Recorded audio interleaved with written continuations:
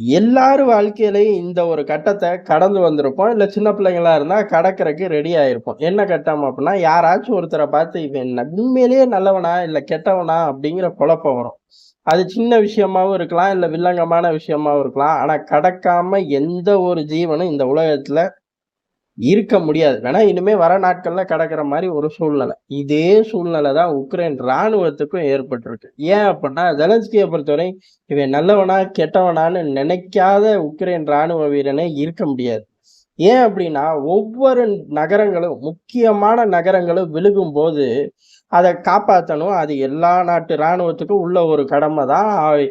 தலைமையே விலகு அப்புட்னாலும் ராணுவம் விலகாம நின்னு போராடக்கூடியதெல்லாம் நம்ம பார்த்திருக்கோம். நம்ம நாட்டிலேயே அத நெறையா தடவைகள் நடந்திருக்கு. அதெல்லாம் இங்க பிரச்சனை இல்ல. ஆனா, உக்ரைன் ராணுவம் ஒவ்வொரு மெயினான நகரத்த இதுக்கு மேல ஹோல்டு எடுக்கவே முடியாது. பின்வாங்குங்க அப்படின்னு சொல்லி அனைத்து திட்டங்களையும் போட்டு ஆயுதங்களையும் தரக்கூடிய அமெரிக்கா சொன்னதுக்கு அப்புறமும் பின்வாங்க மாட்டாய்ங்க.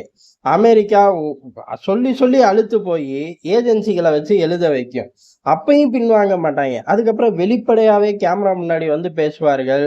ஜெலன்ஸ்கி தான் காரணம். அவரு பின்விலக மாட்டேங்கிறாரு. எல்லா ரிசோர்ஸஸையும் கொண்டு போய் அந்த பர்ட்டிகுலர் பகுதிக்கே பம்ப் பண்றாரு அப்படின்னு சொல்லி வெளிப்படையா சொன்னதுக்கு அப்புறமா அடங்க மாட்டாய்ங்க. இதுல பிரச்சனை என்ன அப்படின்னா, அந்த முதல் ஸ்டேஜ்ல இருந்து கடைசியில இவர்கள் தோத்து வெளியேறும்போது, உக்ரைன் வீரர்களோட இழப்பு அப்படிங்கிறது ஈடு செய்யவே முடியாது.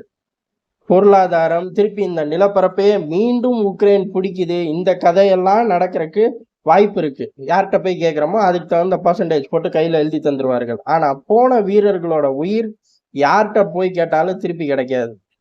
அந்த மாரி மிகப்பெரிய விலைய குடுத்து எந்த நகரத்தையும் தக்க வச்சுக்கிட்டதாக இதுவரையும் வரலாறே கிடையாது.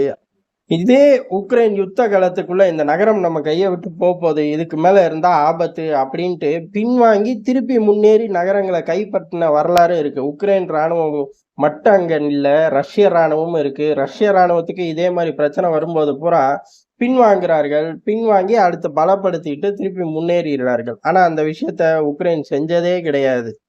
அதே சமயம் அடம் பிடிச்சு சாதிச்ச ராணுவமும் இருக்கு. அந்த பட்டியல்லயும் இவனுங்க வந்தது கிடையாது. இப்படிதான் உக்ரைனுக்குள்ள நடந்துகிட்டு இருந்துச்சு. அப்பதான் டொனெட்ஸ்க் பகுதிகள்ல இறுதி கட்ட கிராமங்கள தக்க வைக்கிறதுக்கு மீண்டும் பக்முத் மாரி ஒரு படத்த ஜெலன்ஸ்கி ஓட்டியே தீருவாரு அப்படின்னு அவர்களே நினைச்சுக்கிட்டு இருந்தார்கள். அவர்கள் சார்ந்த டெலகிராம் சேனலே மீண்டும் ஒரு பக்முத் வரப்போது, மீண்டும் ஒரு மரியாப்போல் வரப்போகுது அப்படின்னு சொன்னார்கள். எதற்கு? டொனெட்ஸ்க்ல உள்ள இறுதிக்கட்ட கிராமங்கள கைப்பற்றும்போது அதே சினாரியோ தான் வரப்போகுது.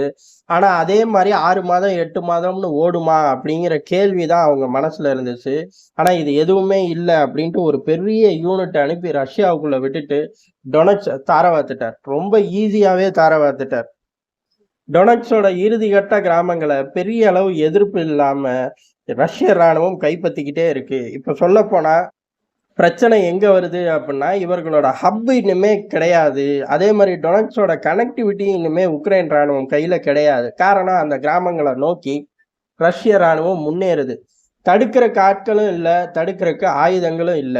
வேற பக்கத்துல இருந்து டைவர்ட் பண்ணி கொண்டு வரலாம் அப்படின்னு பார்த்தா, அப்படி கொண்டு வரக்கூடிய யூனிட் தான் ரஷ்யாவுக்குள்ள நிக்குது. சரி ரஷ்யால இருந்து பின்வாங்கி வந்துரலாம். வந்து இந்த பகுதிய ஹோல்ட் எடுக்கலான்னா, அங்க இருந்து யாரும் திரும்ப முடியாதுங்கிறது ஊரறிஞ்ச உண்மை. காரணம் பிளாக்கு. அப்ப இந்த நகரங்கள் என்ன ஆகும் அப்படின்னா, கைவிட்டுட்டு வேண்டியதுதான். பெரிய அளவு இத கைவிட்டுட்டு திருப்பி முன்னேறலாம் அப்படிங்கிற தியரிலாம் இங்க ஒத்து வராது. ஏன் அப்படின்னா, முக்கியமான ஹோல்டான லைன். இந்த ஹோல்ட விட்டதுக்கப்புறம் ஒரு சப்ளை செயின் மாபெரும் சப்ளை செயின் டிஸ்டர்ப் ஆகும். டிஸ்டர்ப் ஆகுறதுங்கிறதுக்காட்டி கைய விட்டு போயிரும். அதே மாரி இவர்கள் இறுதி கட்டத்துல போறனால பல ஆயுதங்களும் ரஷ்யா வசம் போகவும் அதிக வாய்ப்பு இருக்கு. சரி டொனெட்ஸ்க் பகுதிகள்ல முழுசா ஹோல்ட் எடுத்து உட்கார்ந்ததுக்கு அப்புறம் என்னவாகும் அப்படிங்கிறதா இனிமேல் பஃபர் ஜோனை உருவாக்குறதுல ரொம்ப தீவிரமா ரஷ்யா செயல்படும். அதை தடுக்கிறதுக்கு அங்க மேன் பவர் இருக்கான்னு கேட்டா இல்லை அப்படிங்கிறதுதான். இந்த மாதிரி ஒரு தடாலடியான சூழ்நிலை உருவாகும் அப்படின்னு தெரிஞ்சு செஞ்சார்களா? இல்ல இந்த சூழ்நிலை வராம தடுக்கிறதுக்கு அங்க டைவர்ஷன் அப்படி இப்படின்னு பண்ணார்களான்னு தெரியல. ஆனா பெரிய அளவு இது நாள் வரை உக்ரைன் ராணுவம் தோத்துக்கிட்டே தான் வந்துச்சு. எங்கேயும் வெற்றி கிடையாது. பெரிய அளவு மைலேஜ் கிடையாது. ஆனா இந்த முறை தோல்வி அப்படிங்கிறது மாபெரும் தவறான முடிவு. அதனாலதான் அந்த முடிவு எடுத்த 12 நாட்களுக்குள்ளேயே இங்க புடுங்கிக்கிட்டு போயிருச்சு அப்படிங்கிறதுதான். பெரும்பாலும் இந்த யுத்தமே ஒரு தவறான முடிவுதான். அதே சமயம் ஜெலன்ஸ்கி செய்யக்கூடிய ஒவ்வொரு தவறான முடிவும் 3ல இருந்து 6 மாசம் யுத்தத்த தள்ளிக்கிட்டே போகும். ஆனா இந்த தடவ ரஷ்யாவுக்குள்ள யூனிட் அனுப்பிச்சது, இங்க மெயினான கிராமங்கள் கைய விட்டு போகுது. ரொம்ப குறுகிய காலகட்டத்திலே வாரக்கணக்கிலேயே. இதுக்கப்புறம் என்ன நடக்கும் அப்படின்னா, இப்போதைக்கு தெளிவா தெரியறது ரஷ்யாவுக்குள்ள யார் நின்னாலும் சரி, அது மேல போய் சேர வேண்டியதுதான். இனக்குழுவ காட்டிலும் கொஞ்சம் பெரிய பிக்சர். அதுதான் அங்க நடந்துகிட்டு இருக்கு. அதுக்கடுத்து இங்க அப்படிங்கிறது, ரஷ்யா தன்னோட பஃபர் ஜோன் டார்கெட்ட நோக்கி நகரும் அப்படின்னு சொல்லப்படுது. ஏற்கனவே கைப்பற்ற பகுதிகள்லாம் அத எட்டி கூட பார்க்க முடியாத நிலைமையில உக்ரைன் ராணுவம் இருக்கு. இந்த பஃபர் ஜோனை நோக்கி நகரும் போதுதான் ஜெலன்ஸ்கி அவர்கள் அணு ஆயுத உலைய அவரே தகர்த்துட்டு ரஷ்யா மீது பழி போடலாம் அப்படிங்கிறது ரொம்ப காட்டு தீ மாதிரி பரவுது. பஃபர் ஜோனை தடுக்கிறதுக்கு இந்த மனுஷன் செஞ்சாலும் செய்வாருங்கிறது ஒரு கசப்பான உண்மை. இதுக்கு நடுவுல அந்த பகுதி மக்களோட எண்ண ஓட்டம் அப்படிங்கிறது மேக்சிமம் எல்லாரும் வெளியேறி போயிட்டார்கள். இருக்கிறதே கொஞ்சம் நபர்கள் தான். அதுவும் இறுதி நேரத்துல வெளியேற சொல்றார்கள், வெளியேறிக்கிட்டே இருக்கார்கள். அப்படி இருந்தா அவர்களோட மனசு அப்படிங்கிறது, இருந்தாலும் இவனுங்க பாஸ்போர்ட்டை கொடுத்து இந்த பக்கம் ஆள போறாங்க, இல்லையாச்சும் ஒரு சேஃபான வாழ்க்கையை பார்த்துக்க வேண்டியதுதான் அப்படிங்கிற மனநிலை பெரும்பாலான மக்களுக்கு வந்துருச்சு. அதனால இவர்கள் இனிமே ஹோல்டு எடுத்தும் புண்ணியம் கிடையாது. ஹோல்டு எடுக்கிறதுக்கான சூழ்நிலை, வாய்ப்புகள் 2மே இல்லைங்கிறதும் இங்க முக்கியமா பார்க்கப்படுறது. ரஷ்யாவுக்குள்ள ஆட்களை அனுப்புனதுல சாதகத்தை விட பாதகம் தான் ஜாஸ்தி ஆயிப்போச்சு. என்ன ஒண்ணு, எலெக்ஷன்ல பைடனுக்கு அது மைலேஜை கொடுக்கும். எந்த அளவுக்குங்கிறது ரிசல்ட்டை பார்த்து தெரியும். ஆனா பிரச்சாரங்கள்ல ஓரளவுக்கு வேலை செய்யுதுங்கிறது யதார்த்தமான உண்மை. பைடனோட சுயசரிதை எழுதும்போது உக்ரைன் யுத்தத்துல ரஷ்யாவை எப்படி இழுத்து விட்டேன் அப்படின்னு பெருமையா எழுதிக்கலாம். அதுல எல்லாம் ஒன்றும் குறைச்சலே வராது. அந்த ஒரு மனுஷனோட வரலாற்று மைலேஜுக்காக ஒட்டுமொத்த நாடும் பலி கொடுக்கப்பட்டுச்சு.